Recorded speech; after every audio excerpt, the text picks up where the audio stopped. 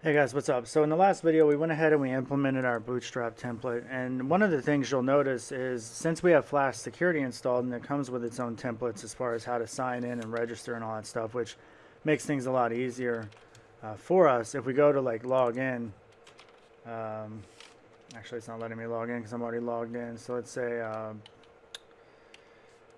registered. Well, let me do that. Damn it. All right, so I need to log out. So if I log in. That's kind of annoying that you can't go to these pages if you're already logged in.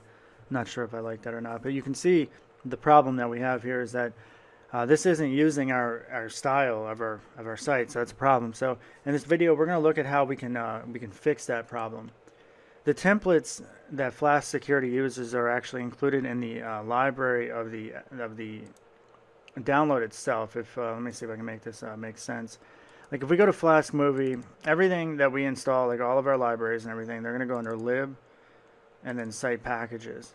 And then in here, this is where all the modules that we've had to install, everything from Flask-Security to like the plugin we needed for Postgres for our database.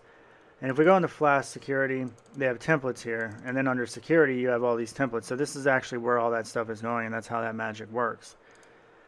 Now, in order for us to be able to override that, we need to go into our templates folder and we need to create a folder called security. And now what I'm simply going to do is I'm going to go back over to our environment, lib, site packages, and we're going to take all those templates.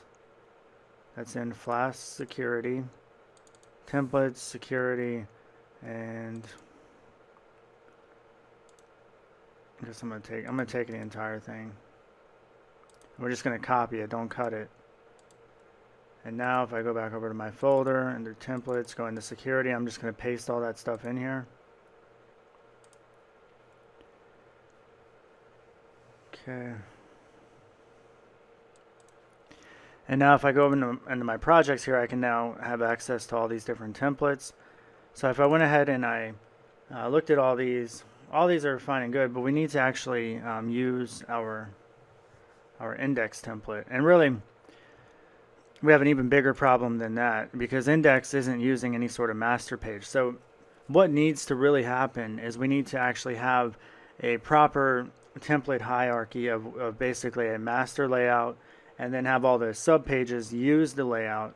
And all the subpages will consist of like profile, index, all those security pages that we looked at as far as logging in and logging out and all of that other stuff. All right, let's go ahead and create a layouts folder inside of our template. So we're going to add a new folder, call it layouts. And we're going to add a new HTML page. And we'll just call this layout 1. So here's layout 1, and then everything in index, I actually want to control A to copy everything. I'm going to say control C to copy. And then control A, then control V will paste over all that stuff. So everything that was in our index page is now in our layout page. And then if we wanted to in our index page, we should be able to delete all this stuff. And then what we want to do is at the top, we're going to say extends layout 1, but we actually need to give it the folder where it can be found. So it's layouts layout 1. I believe that should work. So let's go ahead and see if index still renders properly. And it does. So the difference going on here is that index obviously doesn't have all that content anymore, even though that's the template being rendered, but it says, hey, extend the layout page, which is all inside of here. So in the layout page, what we're going to end up doing is we're going to create little content sections that we're going to be able to use for code reuse, right? So like for something like this, we would have, we need to create blocks, and everything in block, it's a special keyword that Jinja, the template engine, uses to say, okay, this means that anything inside the block that matches this name and the template is going to be injected here into the master template. So to give an example, we're going to have a block title. So make sure it's in these curly braces and percent signs, and then you just simply need to end the block. All blocks need to be ended. So this is very similar to Django. Actually, it's the exact same thing to Django if you've ever done that. So block title, in block. And then in our template, we can say block title, and then the same thing in block. So it's identical to our master page, but what it does is when Jinja renders the engine, it looks for anything inside of here, and then it's going to inject it into the master layout. So this can be our custom title. And if we went ahead and we refresh the app, you can see that up in the title bar of our browser up here, you can see our custom title is being rendered. So you can see how important that is to make use of template inheritance and reuse. It minimizes the amount of duplicate code, because you obviously wouldn't want to have tons of different pages that look like layout one, because there's a lot of stuff going on in here. And a lot of this stuff can be reused from one page to the next. So anything that needs to be unique should be put inside of a block tag. That way any sort of inheriting pages can implement that unique behavior that you're looking for. So we obviously need a few more block contents. The layout should handle the navigation for us, and probably anything inside this container down here, well, even in here.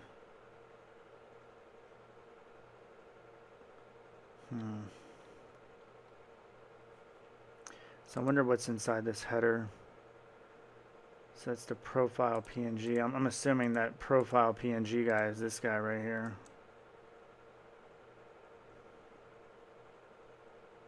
Yeah, profile PNG.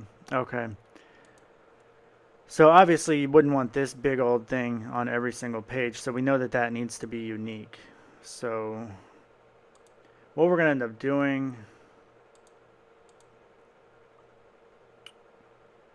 So let me think.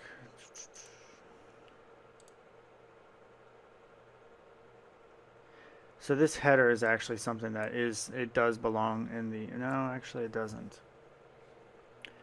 All right, so what we're going to do is anything from the nav down to the footer is going to be unique for every single page.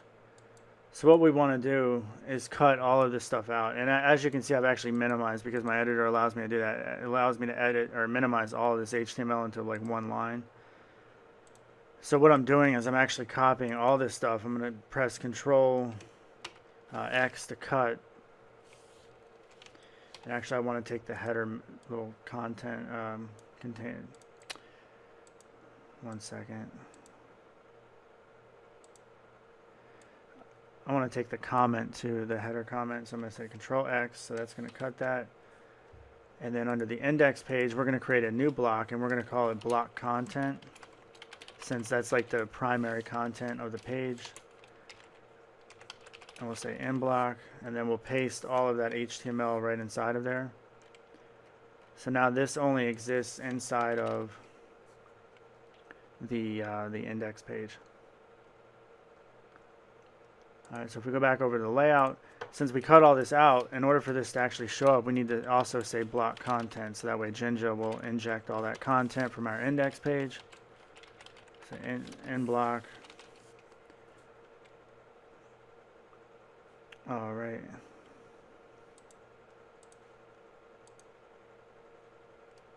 All right, once again, it looks like nothing's changed. Everything still remains the same, which is exactly what we want, but we've actually changed quite a bit. So if I go over to the index page, we want to go over to the index page, and we're going to go to this extends. And now we want to actually take the block title, and actually you might as well take the content too. So we're going to copy all of this from our index page, because we're going to start injecting that into our security pages. We'll start with one security page first though. And this first one's going to be login user. So let's see if we can put this up here. And we're going to change this block title and all this stuff. We're actually going to put that, I think we'll put that right here. And then we need to do an in block on the content, which we're going to put all the way down here. So that'll end the block content. Let's indent some of this stuff too. And we can even change the title of this page since this is login page. And now hopefully this will work. I have not tried this before, so let's see if we get any good results here.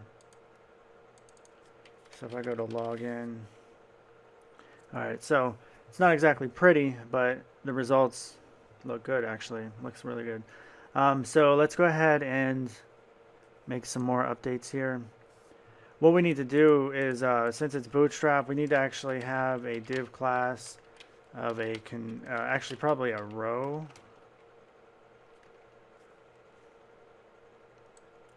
Actually, probably not a row. I think we're just going to do a div class of a container.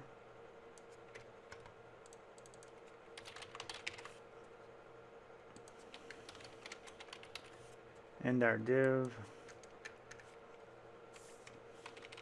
All right, so what we did was we added an open div tag, and then we closed the div tag, and everything inside of here is going to exist inside of a container.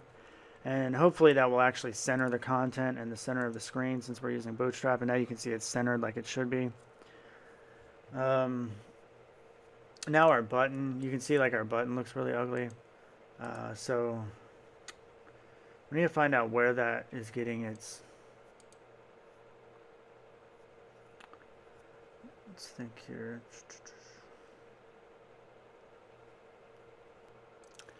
So now one of the things we need to change is the button here. It's using just a plain gray button that's just being rendered by the browser. And if we look at the template for login user that comes with Flask-Security, it uses this weird markup, which is actually part of another Flask library called WTF forms, or really WT forms.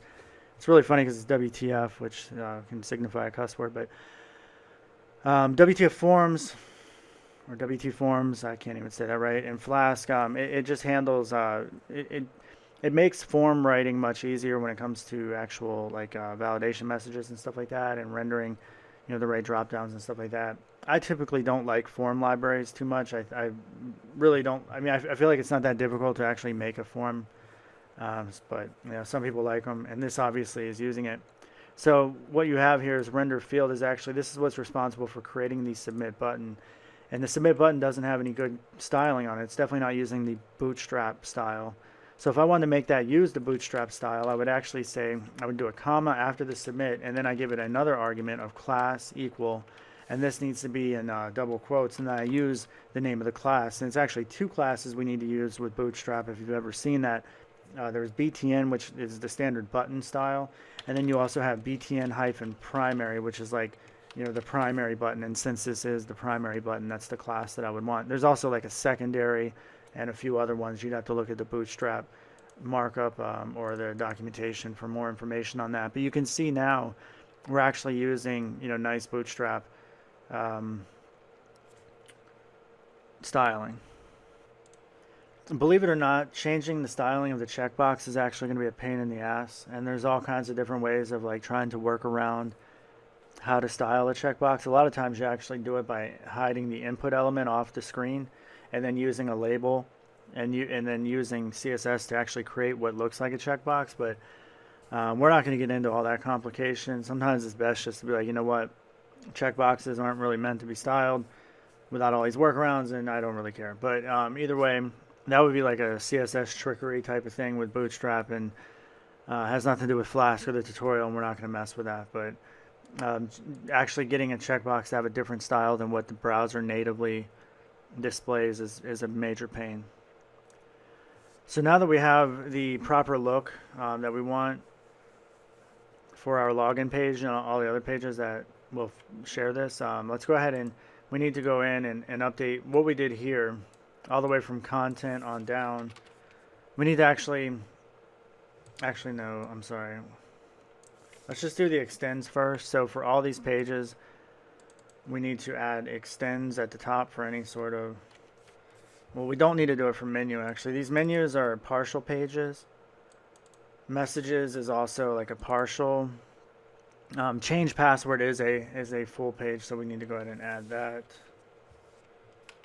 So we'll do that, and then forgot password is a full page. Let's add it there. Login, we already did that. Register is definitely a full page, so we need to add that up there. Reset password is a full page. Send confirmation. I think this is a full page. Send login, probably a full page. Alright, let's go back over to the login user, because now we need to add the block title and the content, and that needs to go under these includes or from security messages that we have for each one of these pages. So like change password, you have from and include. Go under the include, and we'll paste this and say change password is in the title of the page, and then we want to do an in block down at the bottom like we've done before, and then do the same thing for all these pages. So right here, this is going to be forgot password.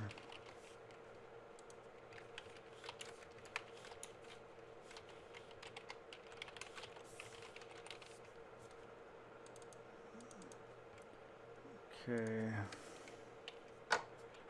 Here's register.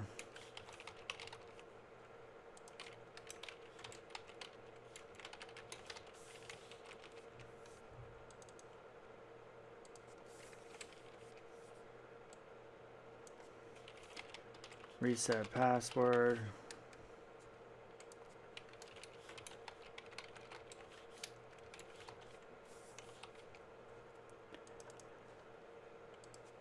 Send confirmation.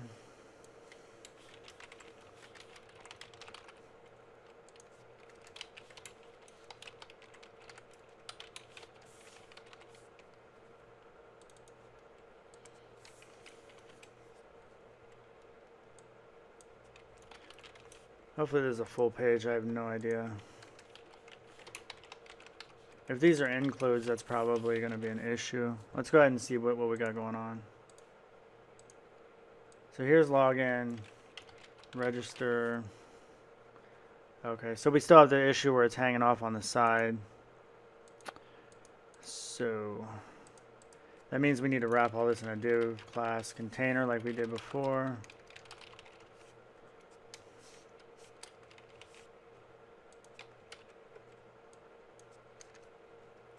And I'll probably just copy that line. That way down here I can just say in div. And you probably want the formatting to occur, indentation to make it a little bit easier to read. So unfortunately we have to do that for all of these pages as well.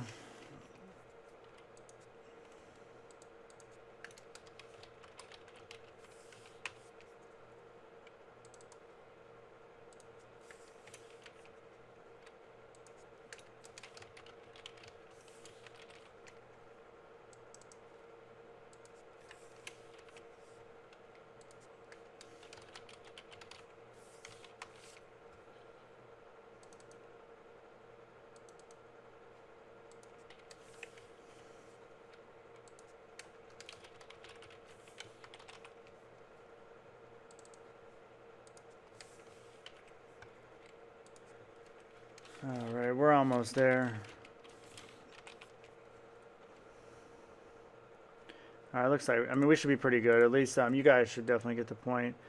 And for each one of those pages, you want to go ahead and change the style of your button again, just like we did with the login user. So you can just copy all of this from the comma, Control C.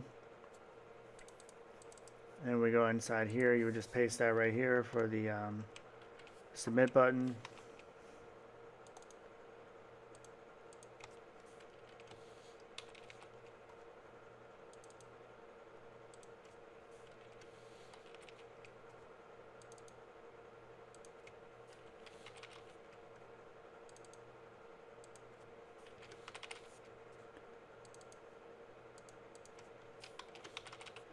Alright, we should be done now. Alright, so now it's much better. We still also need to add style to our input buttons, or to our text inputs. These aren't really the typical Bootstrap inputs. So let's see. It would be the same way we do this. So let's copy that, and let's see here. So like if I went over to register, so here's email and password and all this stuff. So if I went email, this is gonna be the class is gonna be called form control, I think. I don't remember. I'm going off of memory here. Class equals form control. If that's right, I want to copy that. And then here's password confirm. Let's go just try that as well. All right, so let's refresh. All right, so now we have this 100% width thing that you may or may not like. There's ways that we could fix that as well, but for right now, at least it actually has a prettier style to the input itself.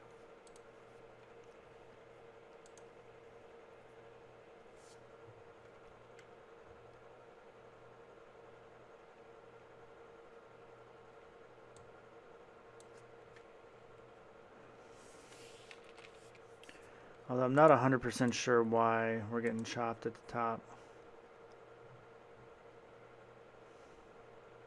It's not even asking for the username.